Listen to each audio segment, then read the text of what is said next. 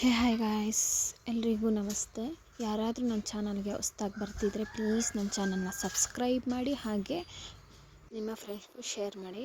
ಇವತ್ತು ನಾವು ಈ ಮನೆಗೆ ಬರೋಣ ಅಂತ ಅಂದರೆ, ನಾವು ಹೇಳಿದ್ನಲ್ಲ ಮೊದಲೇ ಶೆಡ್ ಥರ ಹಾಕ್ಕೊಂಡಿದ್ದೀನಿ, ಇನ್ಮೇಲೆ ಇಲ್ಲೇ ನನ್ನ ವೀಡಿಯೋಸ್ ಇನ್ಮೇಲೆ ಇಲ್ಲೇ ಇರೋದು ಅಂತ. ಸೊ ಹಾಗಾಗಿ ಈ ಮನೆಗೆ ಬರೋಣ ಅಂಥೇಳಿ ಇವತ್ತು ಹಾಲು ಉಗ್ಸೋಕೆ ಹೇಳಿದರು, ಕೇಳ್ಕೊಬಂದಿದ್ವಿ. ಬೆಳಗ್ಗೆ 7:45 8:45 ಗಂಟೆ ಟೈಮ್ ಚೆನ್ನಾಗಿದೆ ಅಂತಂದಿದ್ರು. ಹಾಗಾಗಿ ಎಲ್ಲ ರೆಡಿ ಮಾಡ್ತಾ ಇದ್ದೆ.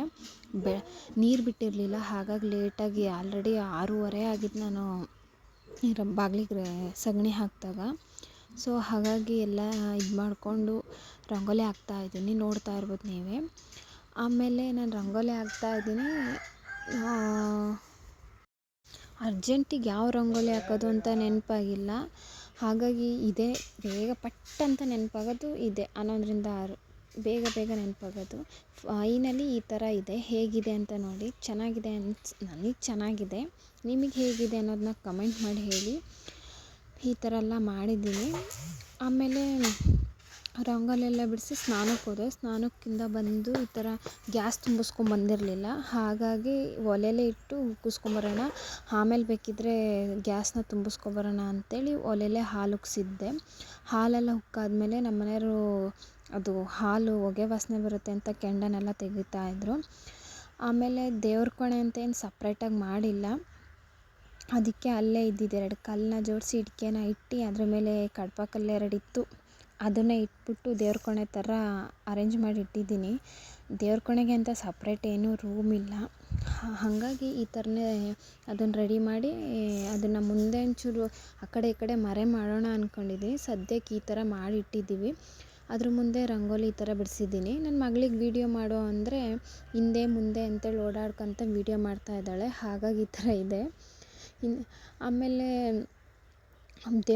ಎದುರುಗಡೆ ಮನೆಯಿಂದನೇ ಹೂವು ಅಂತೇಳಿ ಏನು ಸಪ್ರೇಟಾಗಿ ತಂದಿಲ್ಲ, ನಾವು ದಿಢೀರಂತ ಬರೋಣ ಅಂಥೇಳಿ. ಹಾಗಾಗಿ ಹೂವು ಏನು ಅರೇಂಜ್ಮೆಂಟ್ಸೇ ಮಾಡ್ಕೊಂಡಿರಲಿಲ್ಲ. ಇವಾಗ ಬೆಳಗ್ಗೆ ಹೋಗಿ ಎದುರುಗಡೆ ಅಂದರೆ ನಾವು ಮನೆ ಇವಾಗ ಇದ್ದೀವಲ್ಲ, ತೋಟದ ಎದುರುಗಡೆನೇ ಒಂದು ಹೂವಿನ ಗಿಡ ಇದೆ. ಅದರಲ್ಲಿ ಚೆಂಡು ಹೂವು ಮತ್ತು 2 ದಾಸವಾಳ ಹೂವು ಬಿಟ್ಟಿತ್ತು, ಅದನ್ನೇ ಕಿತ್ಕೊಂಬಂದು ಫೋಟೋ ಒಂದೇ ಇತ್ತು ತಗೊಂಬಂದು ಅದನ್ನೇ ಇಟ್ಬಿಟ್ಟು ಪೂಜೆ ಮಾಡ್ತಾಯಿದ್ದೆ. ಎಲ್ಲ ನನ್ನ ಮಗಳಿಗೆ ಅಂಗಡಿಗೆ ಹೋಗಿ ಅಂದರೆ ಹೋದಳು ಅರ್ಧ ಗಂಟೆ ಕಾಣೆ ಆದಳು. ಹಾಗಾಗಿ ಬೇಗ ಮಾಡೋಣ ಅಂಥೇಳಿ ಫಾಸ್ಟಾಗಿ ಮಾಡ್ತಾಯಿದ್ದೆ. ದೀಪಕ್ಕೆ ಎಣ್ಣೆಲ್ಲ ಹಾಕಿ ದೀಪ ಹಚ್ಚಿದೆ. ಆಮೇಲೆ ನನ್ನ ಮಗಳ ಹತ್ರ ಹೇಳಿದೆ, ಹೋಗಿ ಕರ್ಪೂರ ತಮ್ಮ ಅಂದರೆ ಒಂದು ತೊಗೊಂಬಂದ್ಲು, ಮತ್ತೊಂದು ಬಿಟ್ಲು, ಮತ್ತೆ ತಗೊಂಬಂದು ಮತ್ತೆ ಪೂಜೆ ಮಾಡಿ. ಆಮೇಲೆ ಕಾಯಿ ನಮ್ಮ ಮನೆಯವ್ರು ಸುಲ್ಕೊಟ್ಟಿದ್ರು. ನನಗೆ ಕಾಯಿನೇ ಸುಲಿಯೋಕೆ ಬರೋಲ್ಲ. ನಾನೇನಾದರೂ ಮಾಡೋದಿದ್ರೆ ಹಾಗೆ ಕಾಯಿನ ಒಡೆದ್ಬಿಟ್ಟು ಮಾಡಿಬಿಡ್ತೀನಿ, ಸುಲಿಯೋಕ್ಕೆಲ್ಲ ಹೋಗೋದಿಲ್ಲ. ಒಂದೇ ಏಟಿಗೆ ಕಾಯಿ ಓಪನ್ ಆಯಿತು. ಇವಳು ಕೈಯಲ್ಲಿ ವೀಡಿಯೋ ಮಾಡೋಕ್ಕೆ ಕೊಟ್ಟಿದ್ರೆ ಕೈ ಅಳ್ಳಾಡ್ಸೋದು, ಆ ಕೈನ ಅಡ್ಡ ಕೊಡೋದು ನೀವೇ ನೋಡ್ಬೋದು. ಕೈನೆಲ್ಲ ಅಡ್ಡ ಕೊಡ್ಕೊತ ನಿಂತಿದ್ದಾಳೆ. ನಾನು ಆಮೇಲೆ ಟೈಮ್ ಬೇರೆ 7:45 8:45 ಕೊಟ್ಟಿದ್ರು, ಹಾಗಾಗಿ ಬೇಗ ಮಾಡೋಣ ಅಂಥೇಳಿ ಟೈಮಿಗೆ ಕರೆಕ್ಟಾಗಿ ಹಾಲು ಉಕ್ತು.